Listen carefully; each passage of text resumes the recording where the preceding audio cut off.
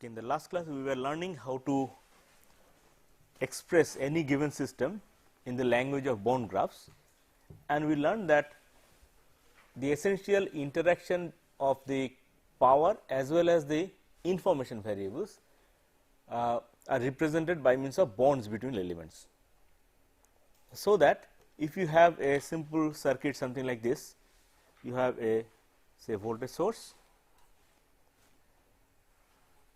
you have a inductor, a capacitor,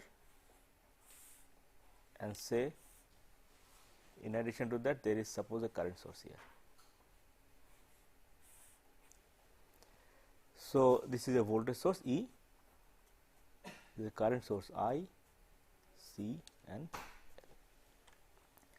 Now, in that case we would write the bond graph by first observing from one end, say we start from the element E, which is a source of effort. So, we will write S E,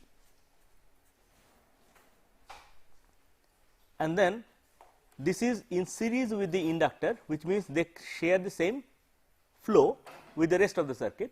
So, we will say it is a one junction connected to an I element connected to the rest of the circuit. Now, what is the rest of the circuit? They share the same effort with this. So, it is a 0 junction connected to the C and to the S source of flow. So, that will be the bond graph of this. And then we said that each of these bonds have to be numbered. So, we will put some kind of a number 1, 2, 3, 4, 5. Okay. Then what is the step?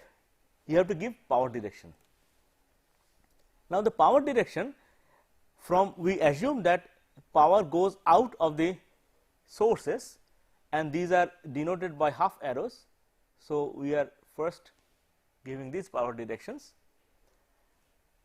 Then we assume that even though these things are not ultimate consumers of power, they take power for some time and they give out power for some time, but we assume the incoming power direction as positive. So, when power goes into the storage elements, we assume that as positive.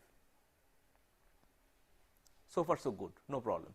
But we notice that there is a bond that connects two junctions, and there is no rule for assigning the power direction. So, what is the meaning of that?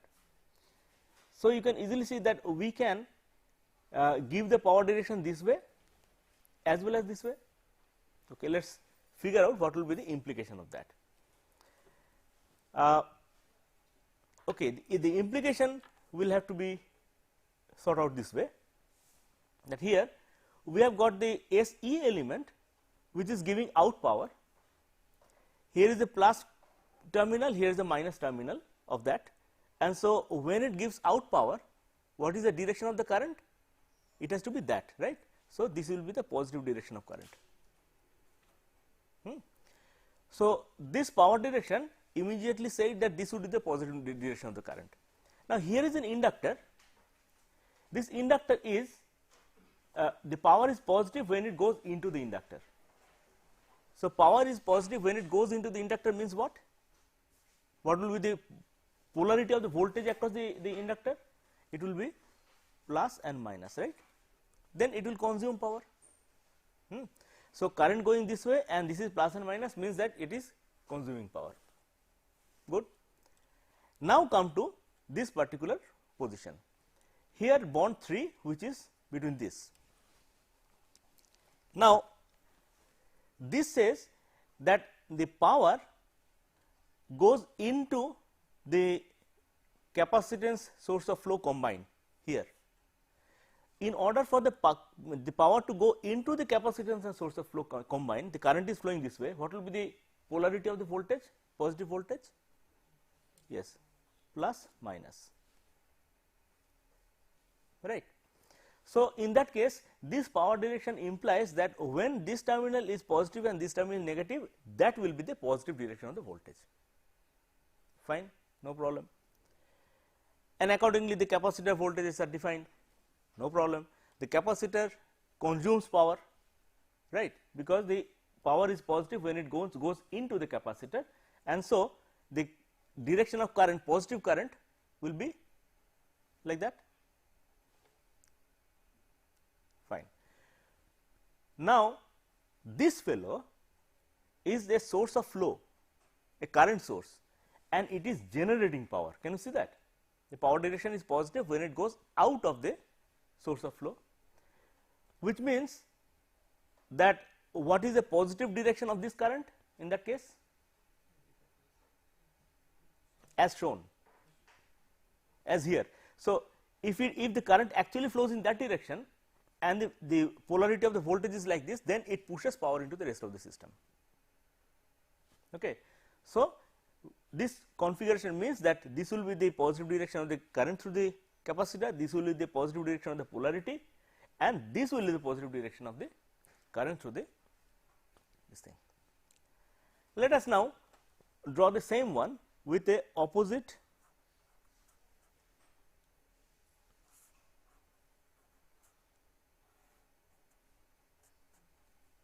now here we will put the opposite direction, and this 0 C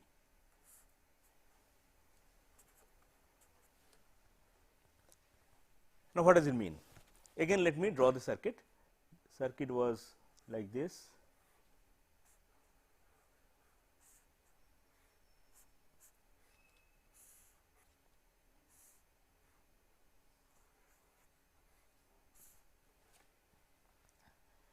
Now, here again let us start with assuming that this is positive and this is negative.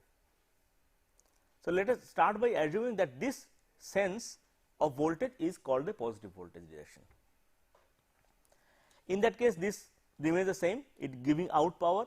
So, the current direction positive is this one is consuming power, therefore, the voltage, positive voltage direction across the inductor is this. But now, this whole combine is consuming power, right. Consuming power means it is not actually consuming power. Again understand the essential meaning, it will be called positive when the power goes in this direction. That means from this combine to this combine, which means that now what will be the polarity of this? Current is going in this direction, and this whole thing has to generate power and push into this, then it will be minus and plus, right.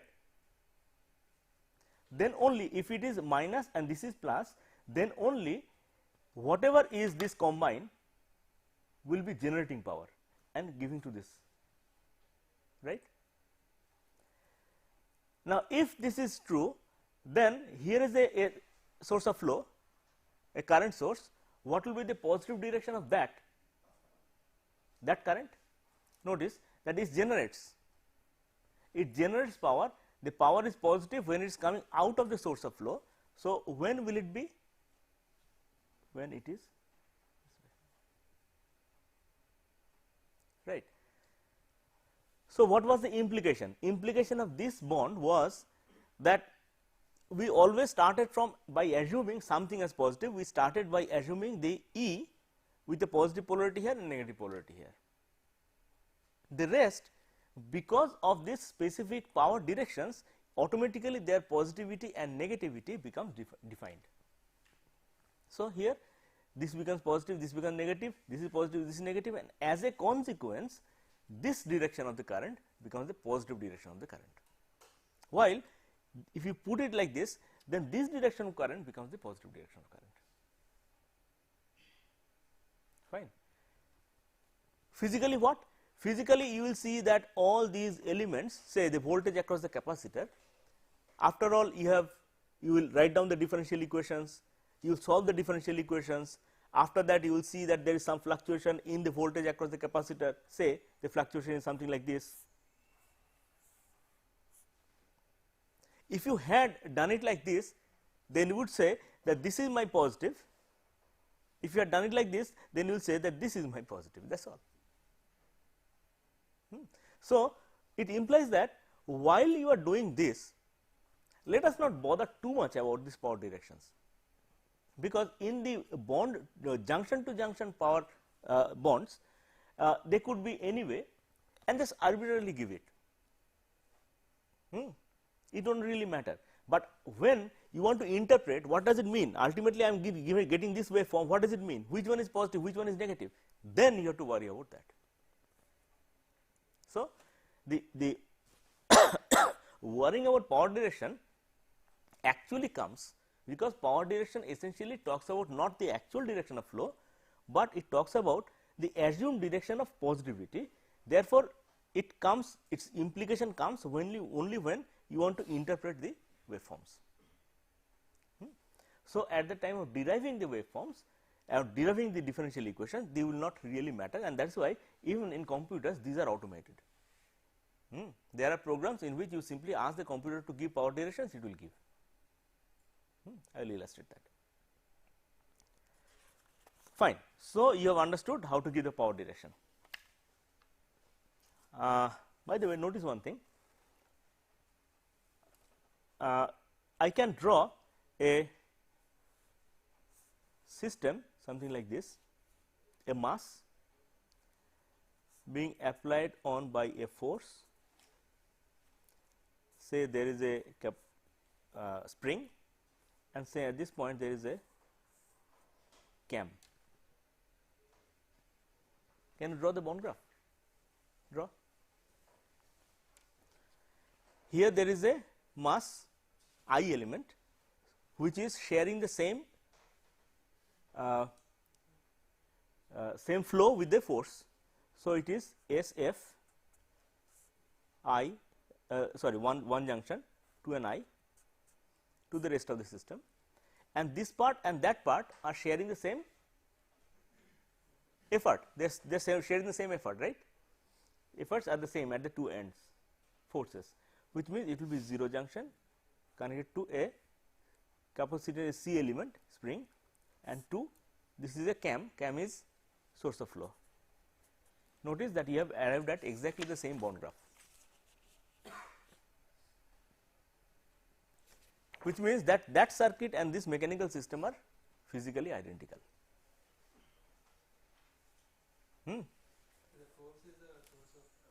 Force is a source of effort. Oh, sorry. Yeah. Source of effort.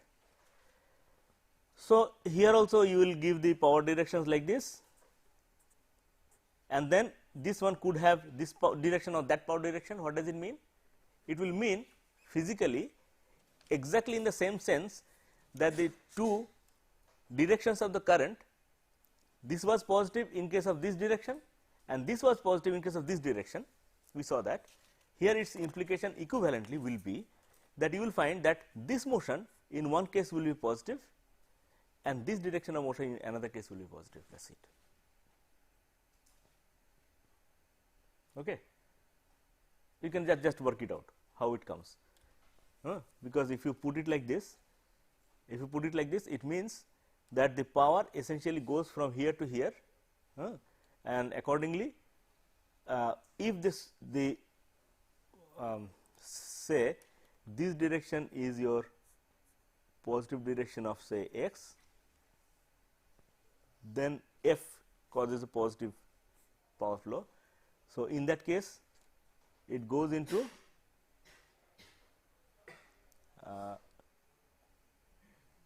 this particular direction will become the direction of positive flow if the power direction is like that. So, that is all, there is no further difference between the two. Okay. Now, so far we have been handling the one port elements. We have been handling elements like I with one port, C with one port, R with one port, SE with one port, and so on and so forth. Why do they have one port? Because only with one bond you can define the effort and the flow variable. One bond carries its effort and the flow. So, if the effort information is flowing this way, the flow information is going that way. So, one bond suffices. But there are some elements in which one bond does not suffice. Imagine that there is a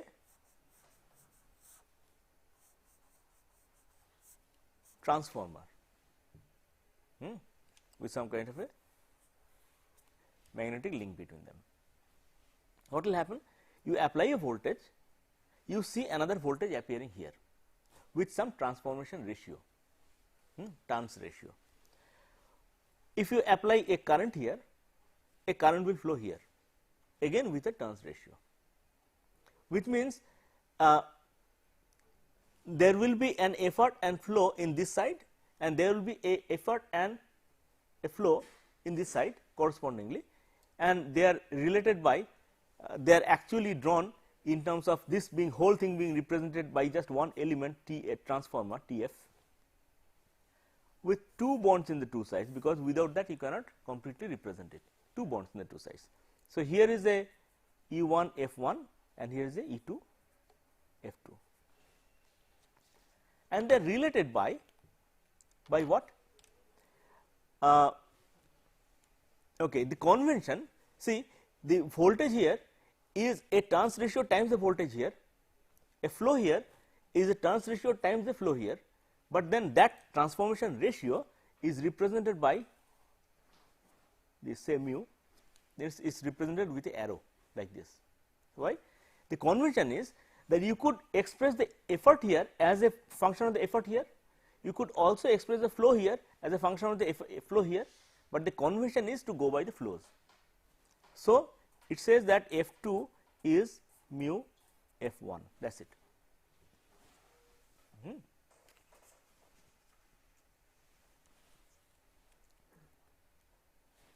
F2 is equal to mu F1.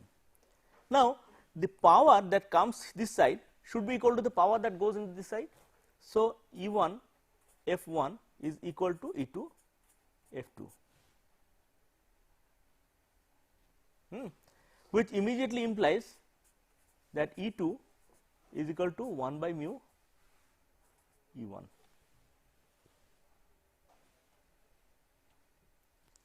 So, this is the relationship that is depicted by this symbol. The symbol is, notice that it carries a arrow, because if you give the arrow in the opposite direction, then it would mean F1 is equal to mu F2. In that sense, it has to have an arrow. So, which one is in the left, which one is in the right does not matter. What really matters is the direction of the arrow and mu is a transformation ratio. Clear?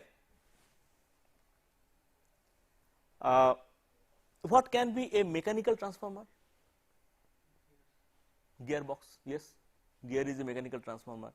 Not only gear, levers are mechanical transformers.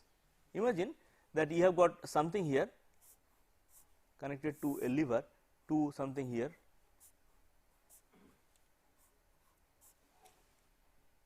so that is also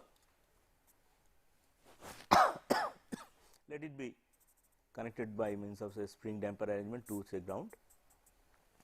This with a ratio A by B, that is also a lever. Why? Because the flow here is related to the flow here by means of what relation? No, minus B by A, because if it goes up, it goes down. So, this motion here, so F2 is minus B by A times F1. So, this minus B by A becomes the mu. Fine. So, that is also to be represented by means of a transformer. In that case, you would write it something like this: transformer with a transformation ratio minus B.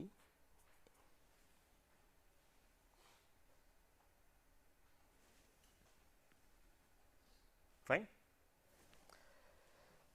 And of course, gearbox is where you can directly see the flow here is giving rise to a different flow in the other side, and accordingly the efforts are also divided. So, these are the transformer elements. So, again what is the transformer element doing? It is converting a flow into a flow, an effort into an effort.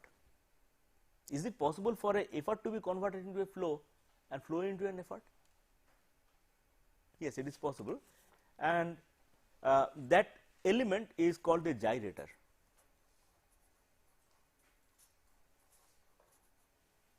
Which is represented as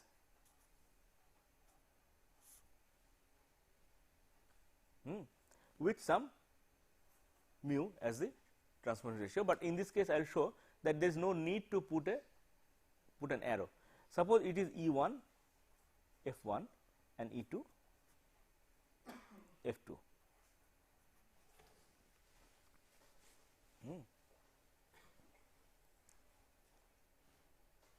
In that case, the relationship would be E2 is equal to mu F1, not E1. So, the flow here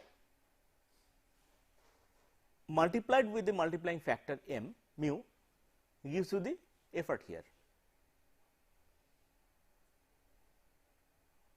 And how is F2 given by E1? Let us see.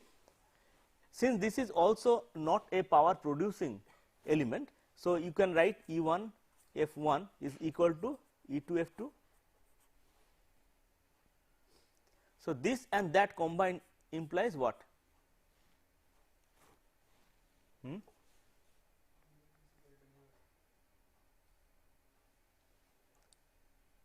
E2 is equal to mu F1 and E1 is equal to mu F2, which means that there is no meaning in putting an arrow.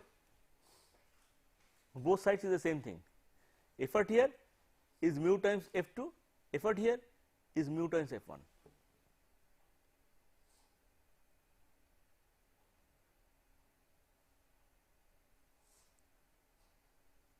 Okay. Likewise, flow here is 1 by mu times E1, flow here is 1 by mu times E2. The question, next question, natural question, where is such thing to be found? Let me give an example. Suppose you have a DC machine. In a DC machine, you have applied something and something results.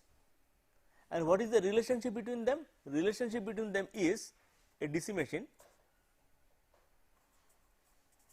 In a DC machine, what is the relationship between the torque produced? Torque is K phi armature current IA.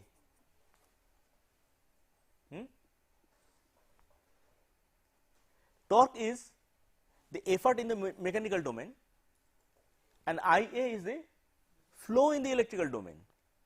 So, this is the multiplying factor and this whole thing is converting and a flow into an effort, right. So, you would have to write this, represent this as a gyrator with multiplying factor K phi.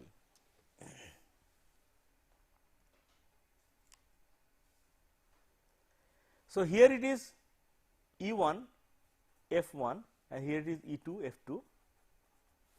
This bond is numbered 1, this bond is numbered 2. In that case, notice that here is the mechanical side say and here is the electrical side say. We have already shown that E2, which is T, is K phi times F1, which is IA. But what about this relation? Let us see. E1, what is the effort in the electrical side? The back EMF, yes. So, EB is K phi into the number of speed of rotation n in RPS. So, you have n as what? The flow in the mechanical side. So, exactly this relationship is holding, right. E1, which is the EB, is K phi into the speed of rotation, which is the flow in the mechanical side. So, the DC machine, at least the ideal DC machine, is nothing but a gyrator. In fact, all machines are. you can easily see that in all machines the current signal is converted into a torque signal, in all electrical machines or actuators.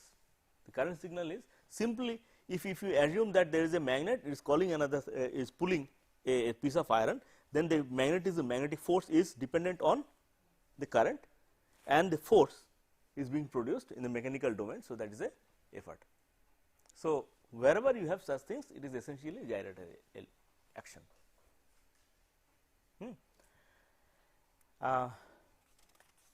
So, we understand these things now. Now comes a very interesting concept. We have said that in the bond graph, we are representing the structure of the system completely. So far, we have been worrying about the direction, the elements, the representation of the elements, and how power flows. But then power is composed of two things, the effort and the flow, and we have already made the statement that no single element can decide both. So, these are information variables, the effort and the flow, both are flowing, but no single element can control both. So, as we draw the complete structure, in that complete structure the information must be flowing in a very specific way. How is it flowing? Who is deciding that? That is what we will concentrate on now, and that issue is called the causality.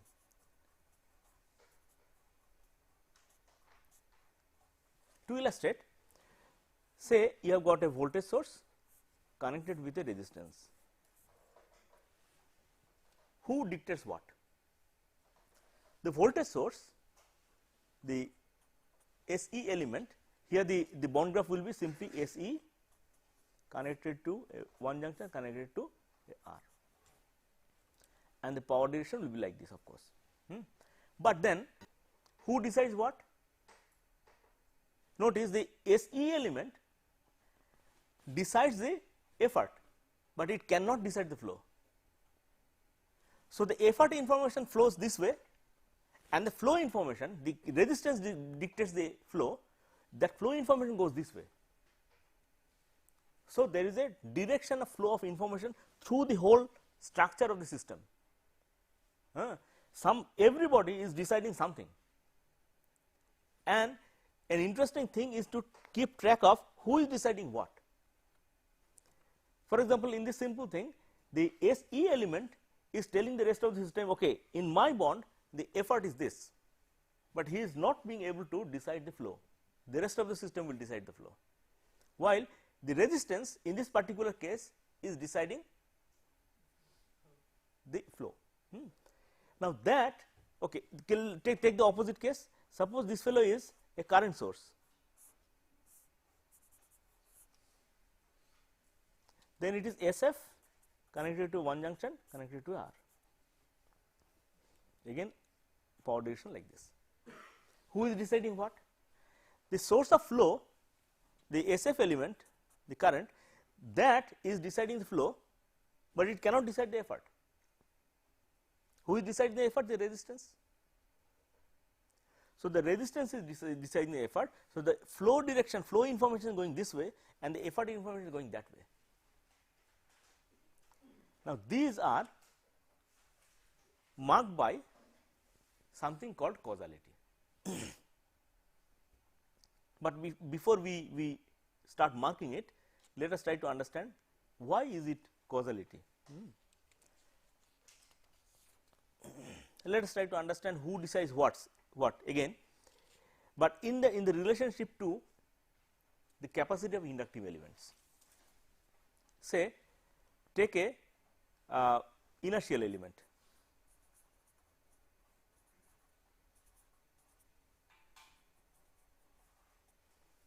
Take an inertial element.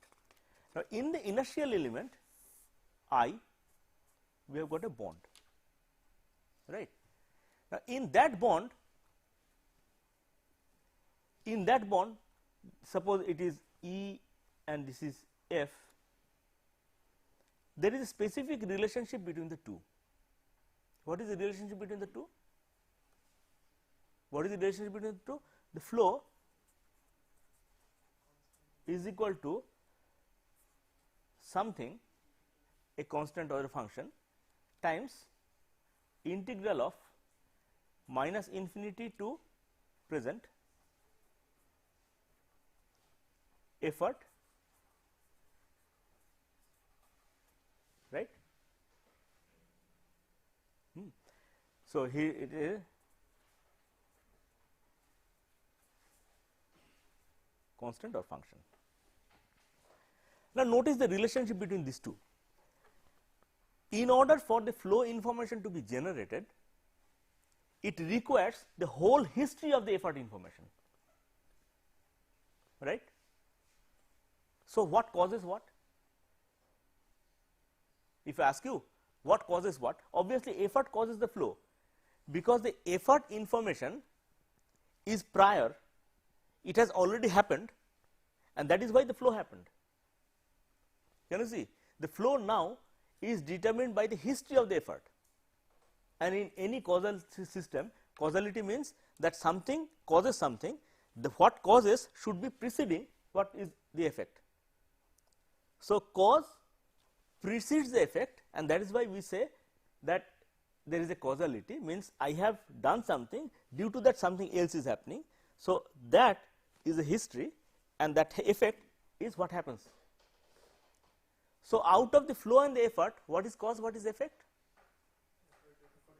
Effort is the cause and flow is the effect. So, that is a very important. So, this is the cause and this is the effect. So, whenever there is an inertial element, that is the very important concept, that in order for a flow to happen, there has to be history of effort, and in order to calculate the flow, you will need the history of the effort. So, it is not only concept, it is also needed for your calculation. You will ultimately write a differential equation that has to take this fact into account.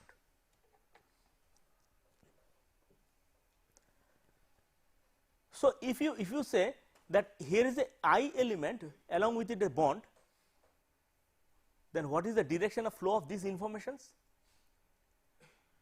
This says that the flow information, the effort information must be going this way, and then the flow information comes this way.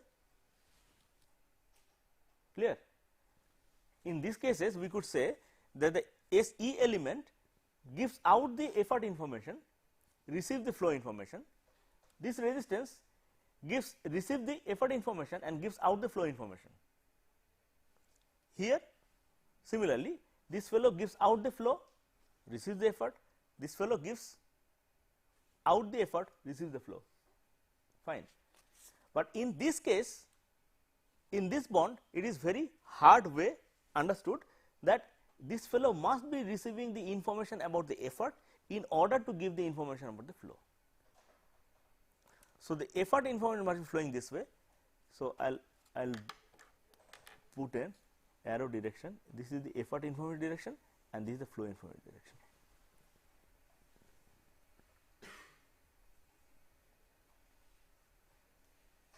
All right. Similarly, in case of the compliance element,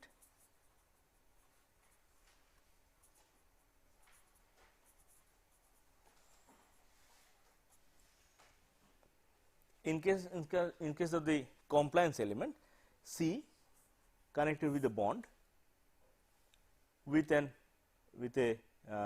effort and a flow. What is the relationship between them? The relationship is effort is equal to a constant or a function times integral minus infinity to present flow dt. So, the capacitive element must receive the information about the flow in order to generate the information about the effort. See, we do not notice this all the time. Say capacitive element is like this, it must be receiving a flow in order for it to generate a voltage difference. So, the voltage difference is the effect, the cause is the flow, cause is the current. Okay. So, in this case this particular element has that causal structure in it, without that it cannot function. So, here the directions would be effort information is given out by this fellow, but the flow information has to be received by this fellow. Clear?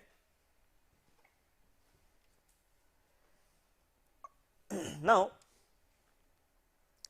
therefore, we understand that whenever we draw a bond graph, in the whole bond graph each bond has a specific direction of flow of the informations. If effort goes this way, flow goes that way, and each of the elements has specific preference in choosing one of them. Compliance element will naturally receive the flow information, give out the effort information.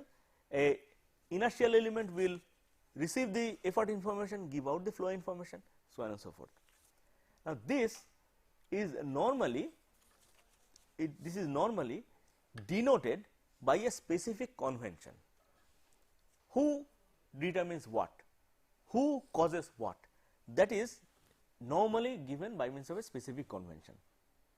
The convention is, imagine you are holding a syringe in your hand, like this. Can you show? Yes, a syringe in your hand. So, if you press it, it will go that way. So, imagine that is the flow, then you are holding the base of the syringe and you are pushing it. The convention is to give a stroke at that end. So, here flow is that way. So, I will give a stroke like this, means that we are, imagine that we are holding a syringe and pushing it, then the flow will go in that direction. The moment you see a stroke here, it is called the causal stroke. You would know that the effort is coming this way and the flow is going that way. So, that is the convention for the inertial element. Similarly, for the compliant element, what will be the point at which you put the stroke? Here, because the flow is going that way, right. How do you put the stroke in case of the AC element? AC element determines the effort, but has to receive the flow. So, flow goes this way, like this. SF element here, right. What about the R element?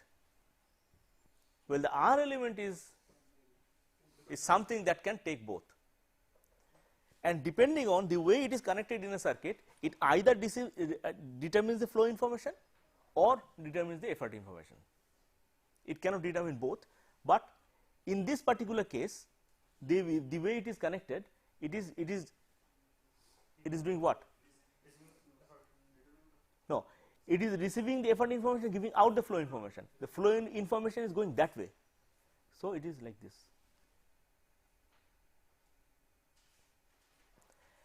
In case of this, it is receiving the flow information and flow information going this way, and it is giving out the effort information. So, flow information is going in this direction, so it will be like this, like this.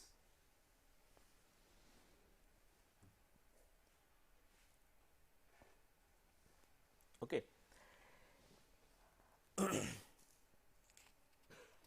So far so good.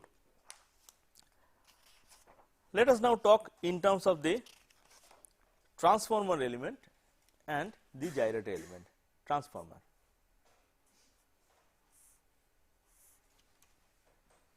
Here is a E1 and here is a F1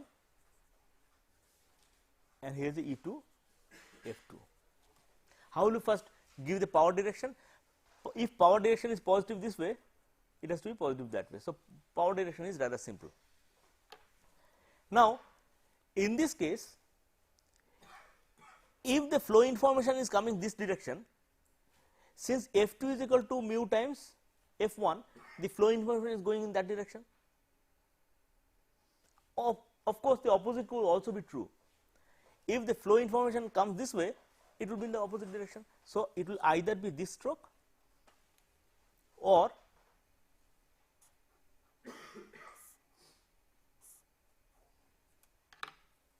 that stroke, both are possible.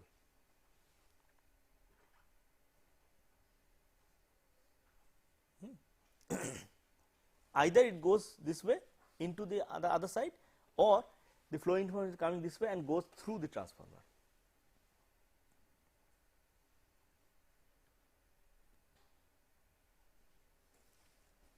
And goes through the transformer. What about the gyrator? Here also the power directions would be in the same direction, because power goes through. There are two possibilities again. So, let me draw two. Now, here say here is E1, here is F1, here is E2, here is F2. What is the relation? The relation is, we have already written that, relation E2 is equal to mu F1. So, if this bond F1 is bringing in the flow information, is goes out as the effort information. Is that clear? So, if this bond brings in the flow information as this, if you put the stroke here, means the flow information is going this way. In that case, E2 is mu times F1, and so what goes out is the effort information. If this fellow takes out the effort information, it must be bringing in the flow information. So, the stroke has to be here.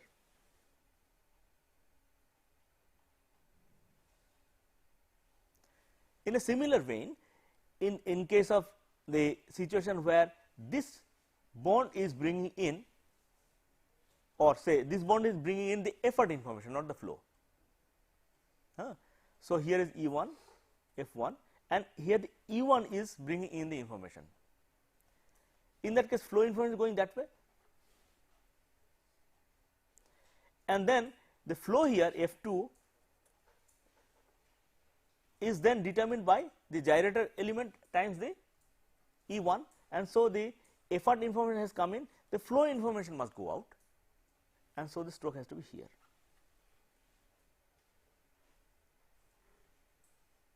Okay. Now, once we have understood this, the complete information necessary to draw the bond graph is ready, and in the next class itself we can start deriving differential equations. Only this much was necessary. The main advantage is that once a physical description of the system is converted into its equivalent bond graph structure, the complete information necessary to write the bond graph is there.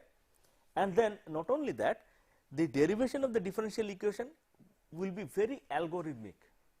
You have to blindly follow a certain procedure in order to obtain the differential equations. It is so algorithmic that passing an exam is very simple.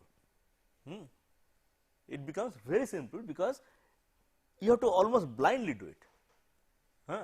Some people may like it, some people may not like it, but the major likable aspect is that you do not even have to derive the differential equation, it can be done by any damn fellow, and the dammest fellow is the computer. So, we generally give the job to a computer to do it. So, normally yes, for our practice we will practice obtaining the differential equation, because you have to have the feel for it. But in actual practice, when you have the task of writing the differential equation for a very big system, obviously if you want to do it by hand, it will take you ages. So, all we do is to just figure out the bond graph, give it to the computer, it may derive something like 55 dimensional differential equation, no problem. But if the same thing has to be done by you, you know that it is going to be a nightmare. So, that is the main advantage of the bond graph methodology. Okay. So, let us now figure out a few simple bond graph structures. and how to give the bonds. Let us start with this simple system. We have already done the rest. How will you give the causal directions? Let us do that, and there will make a very strong point, that is, say the AC element. AC element gives out the effort information and receives the flow information. So, the causal stroke will be here. The SF element, it gives out the flow information and receives the effort information. So, the causal stroke will be here. Fine. Now, notice an important thing, I will come back to that. Suppose there is a one junction connected to 4 bonds,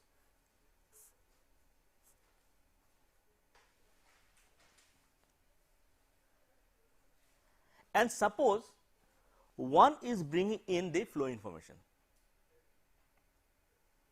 One junction is a flow equalizing junction. It is a series kind of electrical circuit.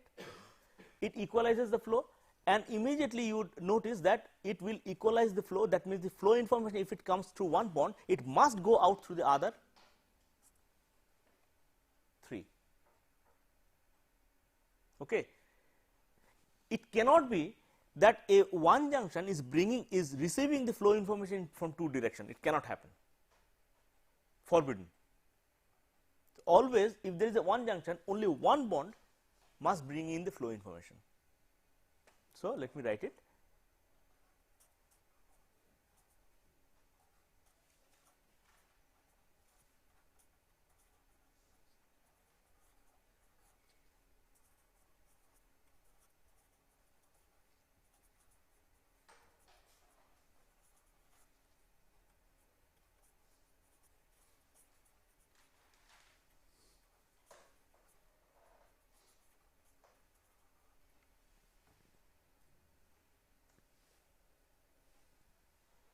Similarly, if there is a 0 junction connected to 4 bonds, then the flow information can be brought in by any number, but the effort information, if 0 junction receives the effort information, then it must distribute that information in the rest of the bonds. It can't help it, because it is a effort equalizing junction. So, if one bond brings in the effort information, it is flow this way, effort this way, immediately the causal structure of the rest of the bonds would be determined. So, it will be this.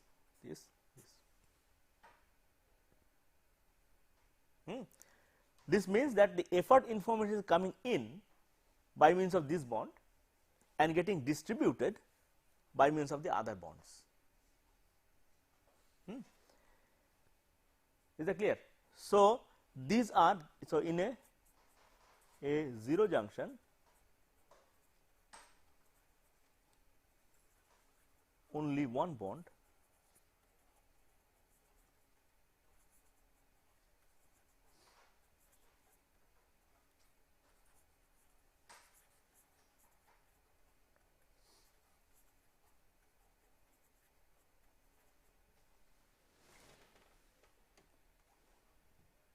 fine.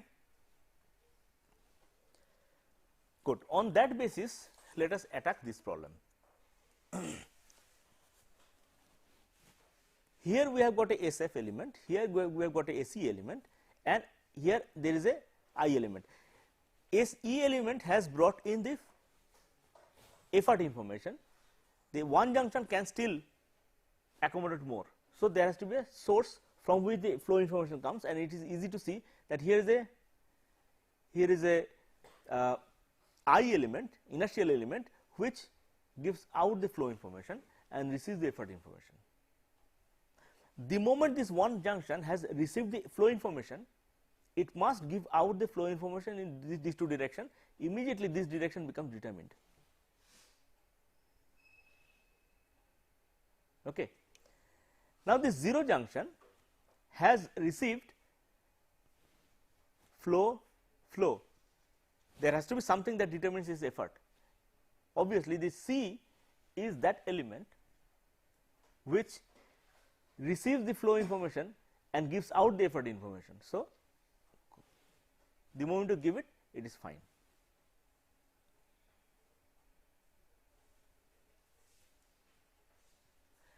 Notice the logic that we followed.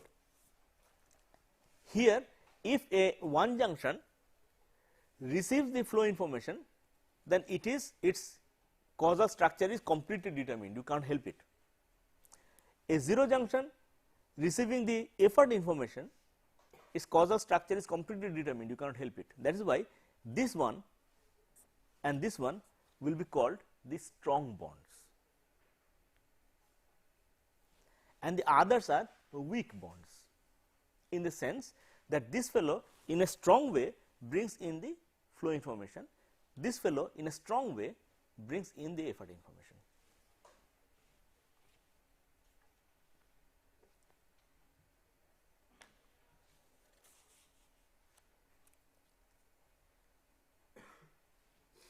Here in this case, can you identify the strong bonds? Is this a strong bond? No. Is this a strong bond? No. But this and that 2 and 4 are the strong bonds. All right. Let us do another circuit.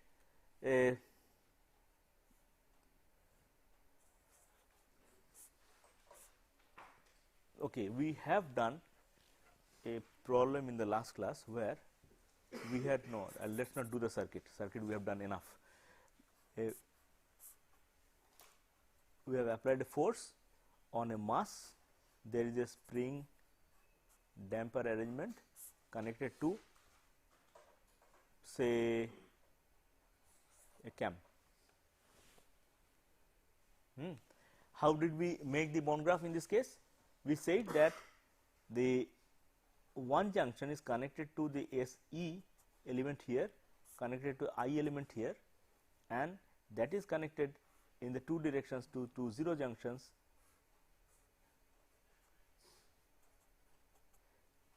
Here it was a C element, here it was a R element. We have already done that, that is why I am not repeating the whole logical structure. In that case, in order to complete this bond graph, what we will have to do? We will have to first put the power directions, and power directions can be put started from the sources like this, then the individual elements like this. Now, these can be power directed anyway. So, let us just put just any power direction, no problem. These only say what will be the positive direction of the power, that is all. Now, give us the causalities. The causality, when we start assigning it, we start again from the sources. Here is the source of flow, it gives the flow, so it will be causal this way. Here is the source of effort, which gives the effort and receives the flow, so it will be causal this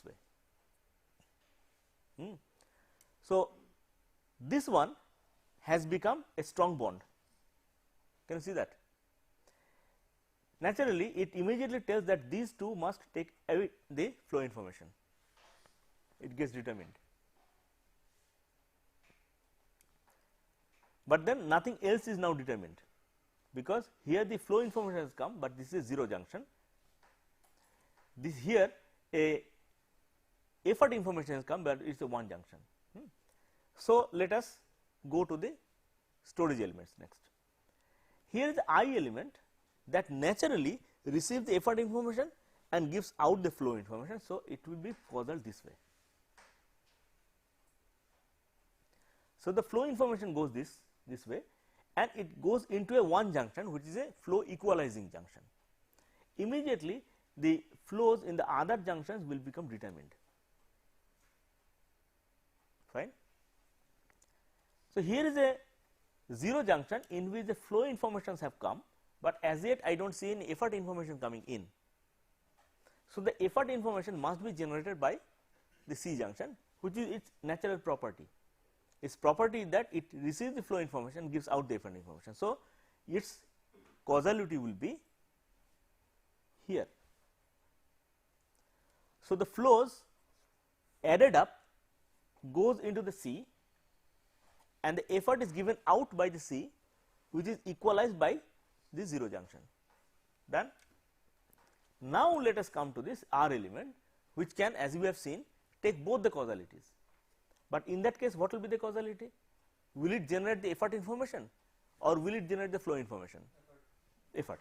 Yes, because of the same reason that it has already received the flow informations and the flow information is going into that, and this 0 junction must receive the effort information. So, it has to have the causal stroke like this. Then this bond graph is complete. Fine. Okay. So, with that much understanding, we will embark the next day on the art of obtaining the differential equations. Fine. Okay. Thank you very much.